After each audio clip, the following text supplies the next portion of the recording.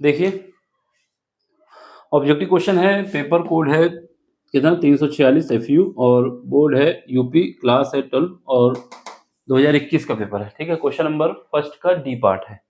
इसमें ये पूछा जा रहा है कि पूर्ण आंतरिक परावर्तन संभव नहीं है। क्या लिखा है कि किस केस में हमारा टोटल इंटरनल रिफ्लेक्शन नहीं होगा। ठीक है, टोटल इंटरनल रिफ्लेक्शन नहीं होगा, यानी पूर्ण आंतरिक परावर्तन संभव नहीं है।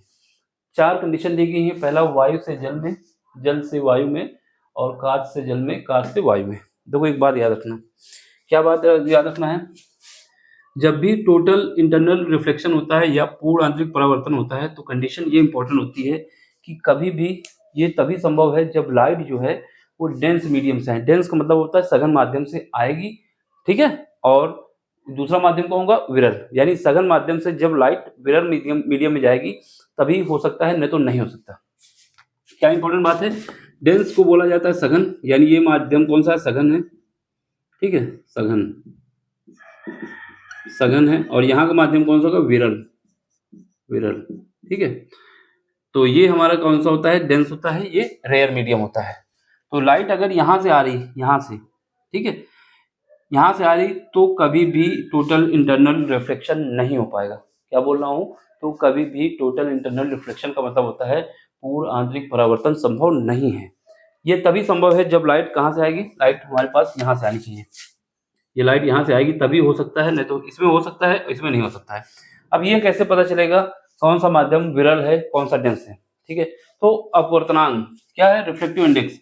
इसका अपवर्तनांक अगर N1 है और इसका N2 है तो हमेशा ये सघन तभी हो सकता है जब N2 की वैल्यू N1 से ज्यादा हो, यानी जिसका अपवर्तनांक ज्यादा होगा वो माध्यम हमारा सघन होगा या डेंस होगा, और जिसका अपवर्तनांक कम होगा वो हमारा माध्यम विरल होगा या फिर रेयर मीडियम होगा। ठीक है, तो ये बात समझना। अब बात आती है कि टोटल इंटरनल रिफ्लेक्शन होता क्या है। टोटल इंटरनल रिफ्लेक्शन ये होता है कि जब कोई लाइट किसी मीडियम से जाती है और उसी मीडियम में वापस आ जाती है। क्या बोला, जब कोई लाइट किसी मीडियम में गई है दूसरे मीडियम को जाएगी नहीं, वही सेम मीडियम में वापस आ जाती है, तो ये क्या है, टोटल इंटरनल रिफ्लेक्शन है, जिसको हम लोग क्या कहते हैं, पूर्ण आंतरिक परावर्तन। पूर्ण आंतरिक परावर्तन इंग्लिश में कहा जाता है टोटल इंटरनल रिफ्लेक्शन, परावर्तन। तो ये परावर्तन होता है। ठीक है, ठीक, तो यहाँ पे देखो परावर्तन इसमें लगेगा। तो चलो अब हमें क्या देखना होगा, किसका अपवर्तनांक ज्यादा है और किसका कम है। इसने पूछा है कि किसमें संभव नहीं है, यानी किस मीडियम में लाइट हमारे पास रेयर मीडियम से आ रही। ठीक है, तो तभी हो सकता है, रेयर मतलब विरल मीडियम से आ रही। जैसे वायु, वायु का अपवर्तनांक कितना होता है, वायु का अपवर्तनांक होता है हमारे पास 1। ठीक है, इसका अपवर्तनांक कितना होता है, एयर का 1 होता है। फिर आता है जल, जल का कितना होता है, जल यानी वाटर, वाटर का अपवर्तनांक कितना होता है, 1.33 होता है। फिर आता है कांच, ग्लास, ग्लास बोले या कांच बोले, कांच का कितना होता है, कांच का हमारे पास होता है Ng से लिखा जाता है, ये होता है 1.5। ठीक है, अब इसमें सबसे ज्यादा किसका है, कांच का है, फिर जल का है, फिर वायु का है। ठीक है, अब सुनो, पहला ऑप्शन है, पहला ऑप्शन क्या है कि जो पहले लिखा होता है इसका मतलब होता है कि लाइट वहां से आ रही है, जो भी पहले लिखा होगा।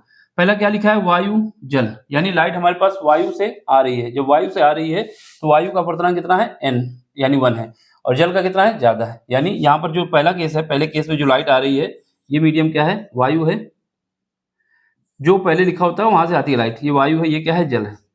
और लाइट कहाँ से आ रही, क्योंकि जो पहले शब्द लिखा होगा वहीं से लाइट आएगी, ये यहाँ से आ रही। जब यहाँ से लाइट आएगी, क्योंकि इसका अपवर्तनांक कितना होता है, 1 होता है, इसका कितना होता है, 1.33 होता है। तो यही केस ऐसा है जिसमें संभव नहीं है, यानी ये लाइट हमारे पास विरल मीडियम से आ रही है, और विरल मीडियम से आने की वजह से यहाँ पर टोटल इंटरनल रिफ्लेक्शन नहीं आएगा। तो ऑप्शन हमारा पहला सही होगा, और बाकी मिला लेते हैं। अब यहाँ पे देखो जल, तो जल यहाँ पे लिख दो, और यहाँ पे क्या है, वायु, दूसरे केस में, दूसरा केस है ये वायु।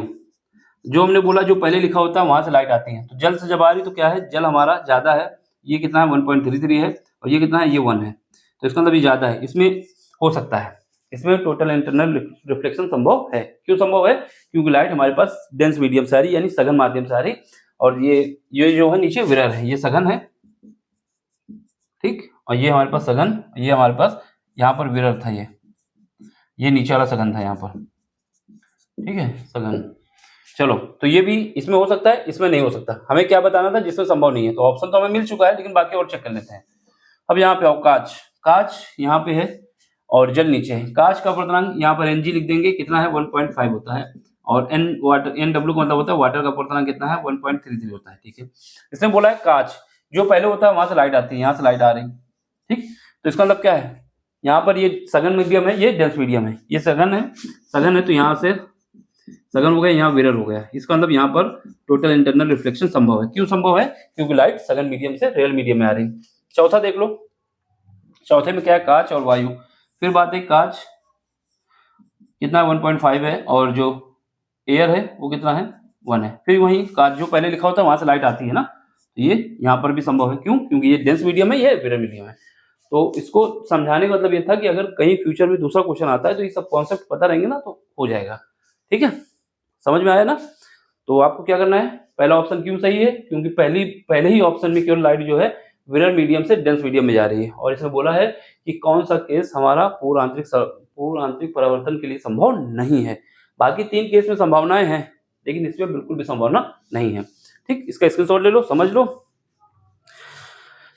बाकी अगर आपको समझ में आता है तो मैं बार बार बोलता हूं कि आपको कोई सा भी क्वेश्चन हो, ठीक है, केमिस्ट्री, फिजिक्स, मैथ, ठीक, आप यूपी बोर्ड हो, सीबीएसई बोर्ड हो, राजस्थान बोर्ड हो, एमपी बोर्ड हो, कोई सा भी बोर्ड हो, बिहार बोर्ड हो, बस आपको क्वेश्चन भेजना है। टेलीग्राम में ज्वाइन होगे, मैं क्वेश्चन का सोल्यूशन जितनी जल्दी हो सकेगा आपको दूंगा। ठीक है, इसके बाद जब मार्च में बोर्ड के एग्जाम खत्म हो जाएंगे सबके, तो आपको क्या करना है, नीट के कोई क्वेश्चन हो, ठीक है, अभी नीट के क्वेश्चन नहीं कराएंगे, क्योंकि ये बोर्ड के एग्जाम के क्वेश्चन चेक कराना जरूरी है। नीट हो, IIT जेईई हो, फिजिक्स, केमिस्ट्री, मैथ, कोई भी क्वेश्चन आप पूछ सकते हैं, जितनी जल्दी होगा हम उसका सोल्यूशन देंगे आपको। ठीक है, बाकी आपको समझ में आता है तो लाइक करना है, शेयर करना है, सब्सक्राइब करना है, और अपना सपोर्ट भी देना है। सपोर्ट देने का मतलब ये है कि आप अपने दोस्तों तक चैनल को शेयर कर दें और उनसे बोल दें कि सही पढ़ा रहे हैं। तो वैसे पढ़ा तो सही रहा हूँ, फिर भी जब तक आप लोग जज नहीं करोगे जब तक कुछ हो नहीं सकता ना। तो आपको देखना है, समझना है। और भाई देखो, कमेंट्स करने के लिए होता है, अगर कुछ नहीं आया तो कुछ लिख दो, कोई अच्छा पढ़ाया, खराब पढ़ाया, कुछ तो बता ही सकते हो। बाकी अगर कहीं कैलकुलेशन मिस्टेक होती है तो उसको, अगर आपको पता है ये फार्मूला यही सही है, यहाँ पर फार्मूला गलत लगा है, तो उसको सही कर लिया करो। हो सकता है कभी कभी फार्मूला गलत लग जाता है, लेकिन कॉन्सेप्ट तो क्लियर रहता है ना, इस वजह से उसको सही कर लिया करो। बाकी हम उसको देख लेंगे, जहाँ पर कमी होगी उसको सही भी कर देंगे। ठीक, चलो मिलते हैं अगले लेक्चर में। Thank you for watching, bye, take care, thank you.